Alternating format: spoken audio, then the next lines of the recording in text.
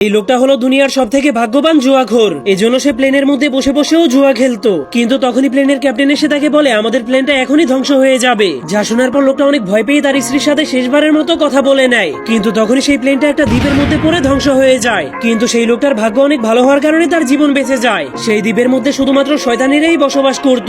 কিন্তু তবুও সেই লোকটা অনেক খুশি ছিল, কারণ তার লোভী স্ত্রীর কাছ থেকে চিরদিনের জন্য তার পিছু ছুটেছে। কিন্তু তখনই তার স্ত্রী তাকে খুঁজতে খুঁজতে সেখানেও চলে আসে। এরপর সে তার স্বামীকে ভুল করার জন্য মারতে শুরু করে দেয়। কিন্তু তখনই সে শয়তানদের রাজাকে বলে তুই নিজের জীবন বাঁচাতে চাইলে আমাদেরকে এখনই আমাদের দেশে পাঠিয়ে দে। তখন শয়তানদের রাজা তাদেরকে এখান থেকে বেঁচে ফেরার একটা নিয়ম দেখাতে শুরু করে দেয়, আর তাদেরকে বলে যদি তোমরা এখানে থাকা সবগুলো জুয়ার গেম খেলে জিততে পারো তাহলে আমি তোমাদেরকে ছেড়ে দিব।